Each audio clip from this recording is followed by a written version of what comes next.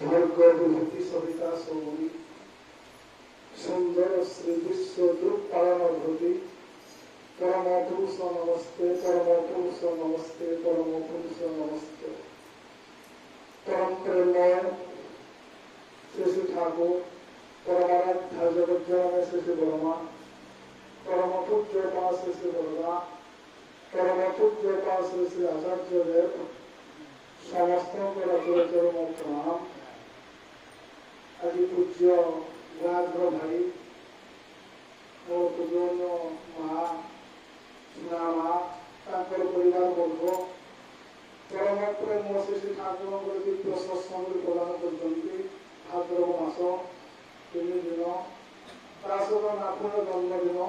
जा हो सुना माँ परिवार वर्ग सुखरे शांति आनंद रुहतु यहाँ मोर प्रिय परमागत रात्र प्रार्थना। सुना बहुत भल पाती मत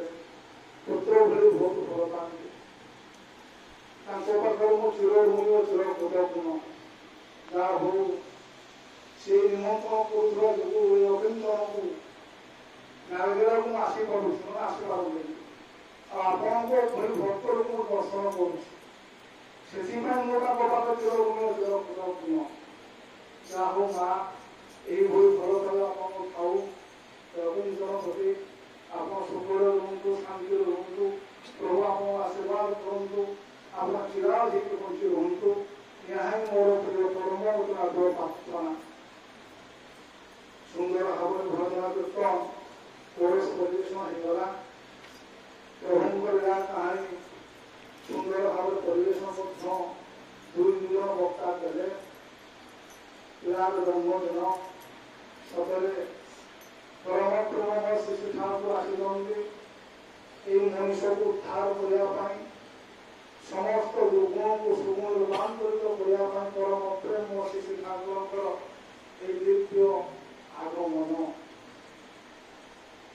सतरे परम प्रेम श्री ठाकुर कहते भल पाइबा मान प्रिय भल बास करवा तार कल्याण करवा तार अकल्याण जो पाद पकाएना लव भल पाइबा सांगर नॉलेज ज्ञान थाए लव इज एवर कॉन्शियस भल पाइबा चिर चेतन से ख्याल बा खुशी मा भी चले ना भल पाइबा जो सप्लीमेंट धूमित हुए से प्रत्येक मनुष्य अन्य को निज पर भल पाए परोपकार भावना रुहे नहीं। परम प्रेम श्री ठाकुर यार बुझे सुंदर उदाहरण कहते जिते बा हाथ मशा कामुड़े ना डाहाण हाथ मारिया चली जाए ये डाहाण हाथ परोपकार करे ना बा हाथ मशा कामुड़ार यंत्रणा को से निजर शिरा प्रशय अनुभव करे उद्धार कर सत ही चली जाए से मारी दिए से परम प्रेम श्री ठाकुर भक्त परिवेश आलोचना करते जड़े भक्त के दौड़ दौड़ आसी ठाकुर ठाकुर से लोकटा बेस मोटा पाई चतुर्दिगरे आप दुर्नाम उठुला केते पुस्तक रटना करुला केते अपमान सूचक शब्द व्यवहार करुला किंतु ठीक समय घर खदमा टंका दैन्य कर शेष घर हर एकदा परम प्रेम श्री ठाकुर भक्त आड़े अर्थ भिक्षा कर तार बेकार को परिश्रम कर फल घर हर पड़ना एकदा भक्त मान कहते ठाकुर आप ये कौन कले से लोक आपको विरुद्ध सरलता करुला केते अपमान सूचक शब्द व्यवहार करुला आप उद्धार कले कहीं परम प्रेम श्री ठाकुर कहते जिते मुझे शुणिली ना से लोकटार घर चलीज से भाविली मु केउठारे खाइबी मु केउठारे सोइबी मु केउठारे रहिबी तेणु जहाँ करवा कथा ताही करिछि देखु आज्ञा ये भावनाटा केते आसला ना भल पाइबार जो सप्लीमेंट हो उठला घुमाई हो उठला से प्रत्येक मनुष्य निजक अन्य भल पाए अन्य भल पाए परम प्रेम श्री ठाकुर समय जिते बन्या बात्या मरुड़ी हुए ना से सत्संग कर्मीगण श्री श्री ठाकुर को परितृप्त करने स्वतःपूर्त भाव आंदोलन पूर्ण कर निवेदन कर कृष्ण ମଣିଷର ସାମୂହିକ ଆସକ୍ତି ପାଇଁ ତାଙ୍କର ସେଇ ମର୍ମଭେଦୀ ମାର୍ମିକ ଉକ୍ତି ହେଉଛି ମଣିଷର ହାତ ତାଳି ପାଇବା ବା ବାହାବା ପାଇବାର ହୋମୱର୍କ ହୋଇନାହିଁ। ଗାଳି ଗୁଣ ଯୋଗୁଁ ମଧ୍ୟ ମୁଁ ପଢୁଆ କରେ ନାହିଁ। ମୁଁ ଭାବେ କାମ କରି ଯଦି କିଛି କାମ ନ ହେଲା ତେବେ ଖାଲି ମଣିଷର ସୁଖ୍ୟାତିରେ କଣ ହେବ? ପୁଣି ମଣିଷର ପ୍ରକୃତ କଲ୍ୟାଣ କରିବାକୁ ଯାଇ ପ୍ରତିଦିନ ଯଦି ଦୁର୍ନାମ ଭୋଗ କରିବାକୁ ପଡେ ତାହେଲେ ମୋର କ୍ଷତି କଣ ହେଲା? ମୁଁ ତ ଜାଣେ ମଣିଷର ଦୁଃଖ କେଉଁଠି, ସେ ଦୁଃଖ ନିରାକରଣ ଯେ କରିବେ ତାହା ହିଁ କରିଯାଇଛି। ୟା ମୋ ପାଇଁ ସବୁ ନୁହେଁ ବରଂ ପ୍ରାଣର ଦାୟ। ୟା ବଡ଼ କନଷ୍ଟ୍ରକ୍ଟିଭ ଆକ୍ଟିଭିଟି ଗଠନମୂଳକ କର୍ମ କଟା ମୁଁ ଜାଣେ ନା।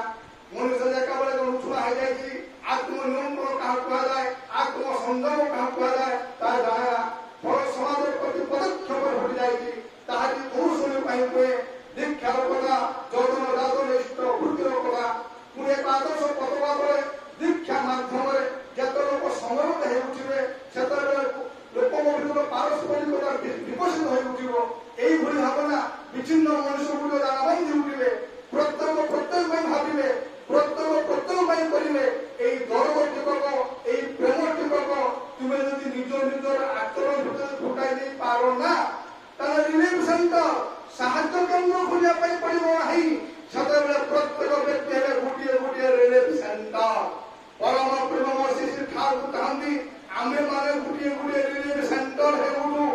ଆମ ମାନଙ୍କ ସଂସ୍ପର୍ଶରେ ଆସି ଲୋକମାନେ ନିଜର ଦୁଃଖ ଯନ୍ତ୍ରଣା କରି ଉପଶମ ଲାଭ କରନ୍ତୁ, ଶାନ୍ତି ପାଆନ୍ତୁ, ଆନନ୍ଦରେ ମନରେ ଫେରି ଯାଆନ୍ତୁ। ଠାକୁର ଚାହାନ୍ତି ନାହିଁ ଯେ ତୁମେ ମାନେ ରିଲିଫ ସେଣ୍ଟର ଛାଡ଼ି ଦେଇକି ଲାଇନ ଦେଇକି ମାଗ। ଯେତେବେଳେ ପରମ ପ୍ରେମ ଶିଶୁ ଠାକୁର କୁହନ୍ତି ଯେତେବେଳେ ବନ୍ୟା ବାତ୍ୟା ଭିତରେ ସାମ୍ବାଦିକ ବନ୍ଧୁମାନେ ଯାଇ ଲୋକଙ୍କୁ ପଚାରନ୍ତି କେମିତି କଣ ଚଳୁଛନ୍ତି, ଲୋକମାନେ କୁହନ୍ତି ଆଜ୍ଞା ମୁଁ 3 ଦିନ ହେଲା ମୋ ଚୁଲି ଜଳେଇନି, 2 ଦିନ ହେଲା ଖାଇତେ ପାଇ ନାହିଁ, ବନ୍ୟା ବାତ୍ୟା ଏମିତି ହେଇଛି। ଠାକୁର ବହୁତ ମନ ଦୁଃଖ କରନ୍ତି। ତାରେ କେତେ ବର୍ଷ ସାଂସାରିକ ଜୀବନ ଭିତରେ 5-7 ଲୋକଙ୍କ ପ୍ରେମର ଜାଲ ବାନ୍ଧି ପାରିଲୁ ନାହିଁ। ତୋର ଦୁଃଖ ଦୁର୍ଦଶା ପାଇଁ ତୋର ସମବେଦନା ପ୍ରକାଶ କରି ଆସିପାରିଲେ ନାହିଁ। ତୁ ଉଲ୍ଟି ଉଲ୍ଟି କହୁଛୁ ଖାଇତେ ପାଇଲେ ପିଇତେ ପାଇଲେନି। ଇ କି କଥାରେ, ଇ କି ଭଲ ପାଇବାର କଥା। କାରଣ ପରମ ପ୍ରେମ ଶିଶୁ ଠାକୁର ଚାହାନ୍ତି ତୁମେ ମାନେ ଗୋଟିଏ ରିଲିଫ ସେଣ୍ଟର ହେଉଛ। ଆଜ୍ଞା ଠାକୁରଙ୍କ ଚାହାଣୀ, ଠାକୁରଙ୍କର କଥା ଯେତେବେଳେ ଚାରିଆଡେ ପ୍ରଚାର ପ୍ରସାରିତ ହେଇ ଉଠିଲା ନା ସେତେବେଳେ ବହୁତ ଲୋକ ଆସିଲେ ପରମ ପ୍ରେମ ଶିଶୁ ଠାକୁର ଦର୍ଶନ କରିବା ପାଇଁ। ଏମିତି ଆଜ୍ଞା ଗୋଟେ ଅଳସୁଆ ଯୁବକଟି ଆଜ୍ଞା ଏକର ସମ୍ପତ୍ତି ଆଜ୍ଞା କେବେ ଖଟେନି ଖାଏନି, କେବେ ବସି ଖାଲି ଖାଏ ଆଜ୍ଞା। ଏକର ସମ୍ପତ୍ତି ଆଜ୍ଞା ପଡ଼ିଗଲାଣି। ଶୁଣିବାକୁ ପାଇଲା ପରମ ପ୍ରେମ ଶିଶୁ ଠାକୁର କିଏ ଆସିଛନ୍ତି, ମଣିଷର ଦୁଃଖ କାହାଣୀ ଶୁଣୁଛନ୍ତି, ଦୁଃଖ କାହାଣୀ ଶୁଣିଲା ପରେ କାନ୍ଦି ପକଉଛନ୍ତି ଏବଂ ତାକୁ କିଛି ଅର୍ଥ ସାହାଯ୍ୟ ଦଉଛନ୍ତି। ଏ ଲୋକଟା ହେଲା ଯାହା ହଉ ଏତେ ଦିନ ପରେ ମୁଁ ଖୋଜି ଗୋଟେ ବଢିଆ ରିଲିଫ ସେଣ୍ଟର ପାଇଯାଇଛି। ଯାହା ହଉ ଓହୋ କି ସୁନ୍ଦର ରିଲିଫ ସେଣ୍ଟର। ଯାଇକି ଠାକୁରଙ୍କ ମୋ ଦୁଃଖ କଥା କହିବି, ଠାକୁର ମୋ ଦୁଃଖ ଶୁଣିଲା ପରେ ବହୁତ କାନ୍ଦି ପକେଇବେ ଏବଂ ମତେ କିଛି ଅର୍ଥ ସାହାଯ୍ୟ ଦେବେ। ତାକୁ ଆଣିକି ଖର୍ଚ୍ଚ କରିବି, ପୁଣି ସରିଗଲା ପରେ ପୁଣି ଦେବି, ପୁଣି ମାଗିବି, ପୁଣି କିଛି ଦେବେ, ପୁଣି ଖର୍ଚ୍ଚ କରିବି। ଏଇଭଳି କରି ମୋ ଜୀବନ ଯାହା ଅତିବାହିତ ହେଇ ଯିବ। ଯାହା ହଉ ଏଇଭଳି ଗୋଟେ ଭାବନା ନେଇ ଯେତେବେଳେ ସେ ପରମ ପ୍ରେମ ଶିଶୁ ଠାକୁର ପାଖରେ ପହଞ୍ଚିଛି ନା ସେ ବ୍ୟକ୍ତିଟା କିଛି କହିବା ପୂର୍ବରୁ ପରମ ପ୍ରେମ ଶିଶୁ ଠାକୁର କହୁଛନ୍ତି ଆରେ ତୁ ମତେ ବଡ କଖାରୁ ଦିଟା ଦେଇପାରିବୁ? ଭକ୍ତକୁ ଯା ଗଲା ପାଇକି ଏଠି ଆସିଥିଲେ ଭାଇ, ମୁଁ ଆସିଥିଲି କିଛି ମାଗିକି ଖାଇ ବୋଲି, ଇଏ ତ ମୁଁ ମାଗିବା ପୂର୍ବରୁ ସିଏ ମତେ ମାଗିଲେ କଖାରୁ ଦେବୁ, କଣ କରିବି ଭାଇ? ଠାକୁର କହିଲା ସକାଳ ସମୟରେ ଚାହିଁବାଟା ନ ପାଇବା ହିଁ ଦୁଃଖ, ସବୁ ଅବସ୍ଥା ଲାଗିଥାଉ ଦୁଃଖ ତୁମର କଣ କରିବ? ଯିଏ କିଛି ଚାହିଁକି ଆସିଛି କିଛି ପାଇବା ପାଇଁ ନ ପାଇ ନିଶ୍ଚୟ ମନ ଦୁଃଖ ଲାଗିବା ଆଜ୍ଞା। ସେ ଲୋକ ଯୁବକର ମନ ଦୁଃଖ ହେଇଛି ଆଜ୍ଞା। ଯାଇକି ଗୋଟେ ଜାଗାରେ ବସିଛି, କିଛି ସମୟ ପରେ ପରିବାର ଦେଖାହେଲେ ଭାଇ ଏଠି କଣ ପାଇଁ ବସୁଛୁ? ନା ଭାଇ ଆସିଥିଲି ଠାକୁର କିଛି ମାଗିକି ଖାଇବି ବୋଲି, କିନ୍ତୁ ମୁଁ ତ କିଛି ମାଗିବାକୁ ଠାକୁର ମତେ ବଡ କଖାରୁ ଦେବୁ, କଣ କରିବି ଭାଇ କୁହନ୍ତୁ? ପରିବାର ବୁଝିଲେ ଦେଖରେ ଠାକୁର ସମସ୍ତଙ୍କ ପାଖରୁ ମାଗନ୍ତି ନାହିଁ ରେ, ତୋ ଦୟା କୃପା କରୁଣା ହେଇଛି ବୋଲି ନା ଠାକୁର ଦବା ବି ଚାହିଁଛନ୍ତି ରେ। ଥରେ ଠାକୁରଙ୍କୁ ଦେଇକି ଦେଖ ନା ତୋ ଭିତରେ ଯୋଗ୍ୟତା ପରିସ୍ଫୁଟନ ହେଇଯିବ ରେ, ତୁ ଗୋଟେ ମହାନ ବ୍ୟକ୍ତି ରୂପାନ୍ତରିତ ହେଉଥିବୁ। ଥରେ ଦେଇକି ଦେଖ ନା। କଥାରେ ନାହିଁ ନା ଆଜ୍ଞା, love for the great begets the vibrant action and success in life. Love imparts ability. Love is the leader to normal concentration. Man is able to convey what he loves. Love imparts ability, ମାନେ ଭଲ ପାଇବାଟା ଯୋଗ୍ୟତା ପରିସ୍ଫୁଟନ କରିଦିଏ। যেতবে সে প্রিয় পরম পুরুষোত্তম শ্রী শ্রী ঠাকুর ভাল পাইছি না যাই নিজের পড়িয়া জামুকে চাষ করেছি কখারু চাষ সঙ্গে অন্যান্য চাষ মধ্যে করেছি এই কর্ম সম্বেগ তাকে বিরাট চাষীরা পরিণত করে দিয়েছি সে মধ্যে 10-15 নিযুক্তি দিয়েছি নিজ বাড়িতে এবং যেতবে না বড় বড় কখারু হয়েছি সেতবে সে শ্রী শ্রী ঠাকুর পাখু ধোবা পাই আসিছি এবং শ্রী শ্রী ঠাকুর সে কখারু দেখে এত খুশি হয়েছেন যে জীবনে প্রথম থর পাই শ্রী শ্রী ঠাকুর কখারু দেখুଛନ୍ତି তেবে এই নেবার জীবন দেবা হব ও তৎপরে তার কর্ম সম্ভব বঢ়াই করে জীবনের অভাবକୁ নিরসন କରିପାରୁଥିଲେ ନ ଦେଇ କେବଳ ନେବା ଦ୍ୱାରା ମଣିଷର ହୀନବୋଧଟାକେ ସ୍ୱାର୍ଥନ୍ୱତା ଆସେ ନ କରି ପାଇବାର ଅବ୍ୟର୍ଥ ଚେତନା ତାକୁ କାବୁ କରି ବସେ ତେଣୁ ଆମ ଭିତରେ এই ଦେବାର ଭାବ ରଖିବା ଦରକାର ନେବାର ବଢ଼େ ସ୍ୱାର୍ଥ ଭାବ ଦେବାର ବଢ଼େ ପ୍ରୀତି এই ମହାନ ଚେତନାକୁ ଭୁଲି ପାରିବା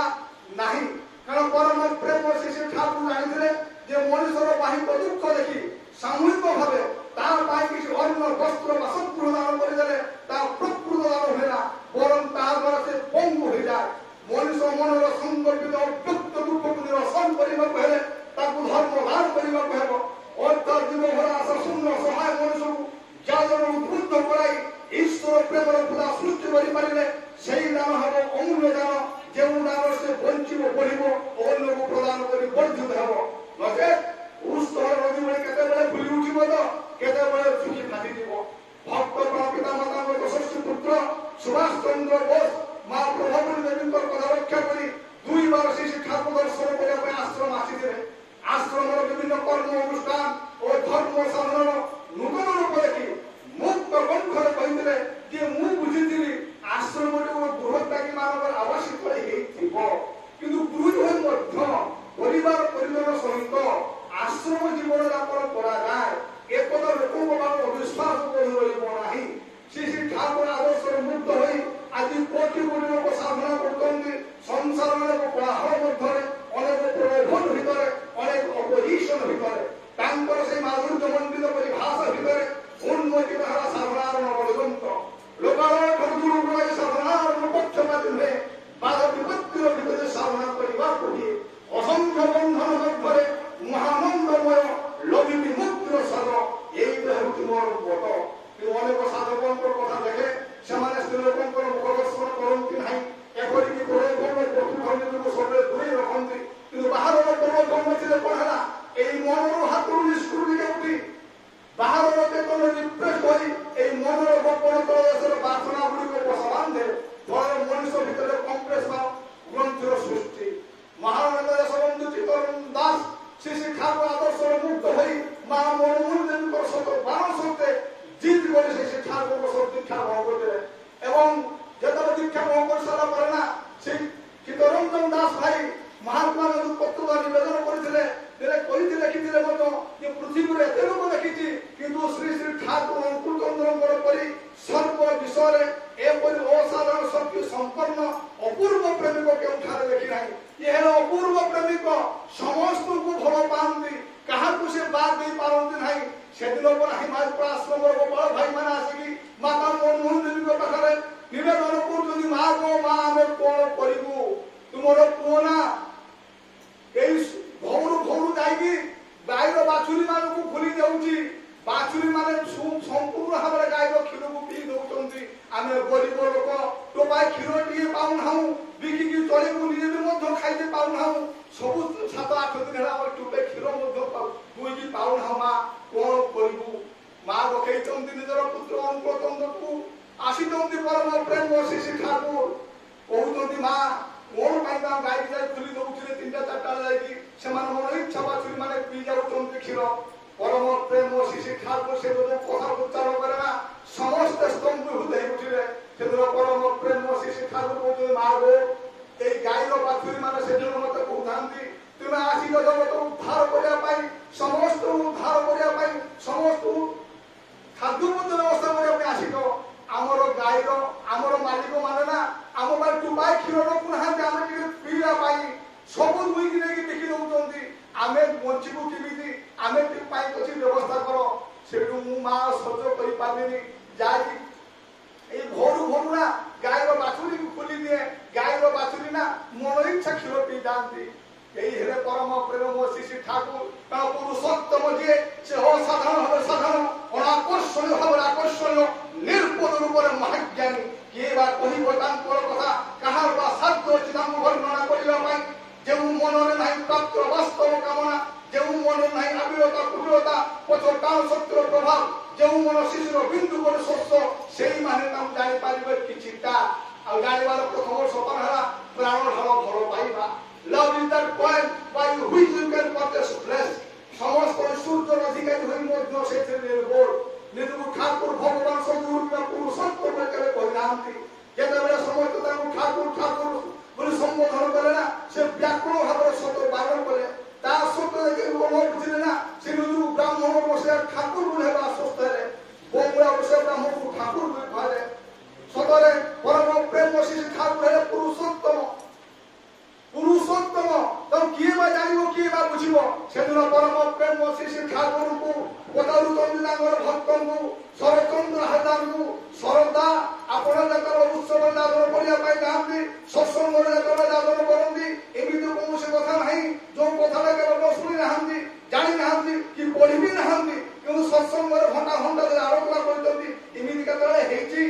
ଶରଚନ୍ଦ୍ର ହାଜାର ଠାକୁର ମୋର ପ୍ରାୟ ଏଇଭଳି ହେଇଥାଏ ଆଉ କୋଉଠୁ ଆସି ବୁଦ୍ଧିରେ ଆସିଲା ଯେ କିଏ କୁହେ ମୁଁ କିଛି ଜାଣିପାରେ ନା ସେଦିନ ପରମ ପ୍ରେମ ଶିଶୁ ଠାକୁର ମଧ୍ୟ ତାଙ୍କର ଭକ୍ତ ପଠେଇଛନ୍ତି ଆସିଛନ୍ତି ଯେତେବେଳେ ଭକ୍ତ ମାଗିବା ପାଇଁ ସେଦିନ ପରମ ପ୍ରେମ ଶିଶୁ ଠାକୁର ତାଙ୍କର ଏକାନ୍ତ ଅନ୍ତରଙ୍ଗ ସହଜ ସରଳ ପ୍ରଶିକ୍ଷିତ କିଞ୍ଚନ ସେବକ ନଫର ଘୋଷ ଏକ ପ୍ରକାର ଜୋର ଜବରଦସ୍ତ କରି ପଠେଇ ଦେଇଥିଲେ ଗୋଟେ ବିରାଟ ସତ୍ସଙ୍ଗ ମନ୍ତ୍ର ଯାଦନ କରିବା ପାଇଁ ପାଖରେ ବସିଛନ୍ତି ବହୁତ ଜ୍ଞାନୀ ଗୁଣି ଭକ୍ତ କି ଅଧ୍ୟାପକ ପ୍ରାଧ୍ୟାପକ ଡକ୍ଟର ଇଞ୍ଜିନିୟର ମହାନ ମହାନ ବ୍ୟକ୍ତି ବସିଛନ୍ତି ମନେ ମନେ ମଧ୍ୟ ଭାବିଛନ୍ତି ଆମେ କେତେ ଜ୍ଞାନୀର ଗୁଣି ଆମକୁ ନ ପଠେଇକି ଗୋଟେ ଅକିଞ୍ଚନ ସେବକ ମୁଖ୍ୟ ବକ୍ତା ଭାବେ ଯାଦନ କରିବା ପାଇଁ ଯିବ ଠାକୁର ଆଜ୍ଞା ପଠେଇଛନ୍ତି ମୁଖ୍ୟ ବକ୍ତା ଭାବେ ଯାଦନ କରିବା ପାଇଁ ନଫର ଘୋଷ ଆଜ୍ଞା ଯାଇଛି ଉଚ୍ଚ ପେଣ୍ଡୁଲ ପାଖରେ ଏତେ ଲୋକ ଭୀଷଣ ନର୍ଭସ ହେଇ ପଡିଛି କହିବାର ଅଭିଜ୍ଞତା ନଥିବାରୁ ବିଶେଷ କିଛି କହିବି ପାରି ନାହିଁ କେବଳ କାନ୍ଦି କାନ୍ଦି ଏତିକି କହୁଛନ୍ତି ଯେ ମୋ ଠାକୁର ବହୁତ ଭଲ ସେ ମତେ ବହୁତ ଭଲ ପାଆନ୍ତି ସେ ସମସ୍ତଙ୍କୁ ଭଲ ପାଆନ୍ତି ମୁଁ ବି ତାଙ୍କୁ ବହୁତ ଭଲ ପାଏ ଏତିକି କିନ୍ତୁ କି ଅପୂର୍ବ ଭାବ ସୃଷ୍ଟି କଲା ଯେ ତାଙ୍କର ସେଇ କେଇ ପଦ କଥାରେ ସମାଜର ସମସ୍ତେ ଭକ୍ତି ଭାବରେ ଉଦ୍ବେଳିତ ହେଉଥିଲେ ତା ପରଠୁ ତାଙ୍କ ଭିତରେ ଯାଦନ ପ୍ରତିବାରେ ପୂରଣ ଘଟିଲା ଯେ ନା ନା ସ୍ତନ୍ଦ ଯାଦନ ଶୁଣିବା ପାଇଁ ଡାକରା ଆସିଲା ନଫର ଘୋଷ ଭଳି ବ୍ୟକ୍ତି ବିଶେଷ ଡାଏରୀ ମେଣ୍ଟେନ କଲେ କୋଉ ଦିନ ମୁଁ କୋଉଠି ମୁଖ୍ୟ ବକ୍ତା ଭାବେ ଯୋଗଦାନ କରିବା ପାଇଁ ଯିବି ସତର ଶ୍ରୀ ଠାକୁର ହେଉଛନ୍ତି ପରମ ଦୈବତ ସବୁ ଜୀବନର କର୍ଣ୍ଣଧାର ତାଙ୍କ ଜୀବନ ପଶୁ ଗଭୀରତ କେହି କେବେ ମାପି ପାରିବ ନାହିଁ ଯୋଉଟା ପରମ ପୂଜ୍ୟ ଭାଇ ମୋର କହୁଥିଲେ କି ହିସାବରେ ବ୍ୟକ୍ତ କରିବା ଆଜ୍ଞା ଆମେ ବ୍ୟକ୍ତ କରିପାରିବା ନାହିଁ ଅବ୍ୟକ୍ତ ପୁରୁଷୋତ୍ତମକୁ ଦୟା କରି ଟିକେ ଦେଇଛନ୍ତି ସ୍ଥାନ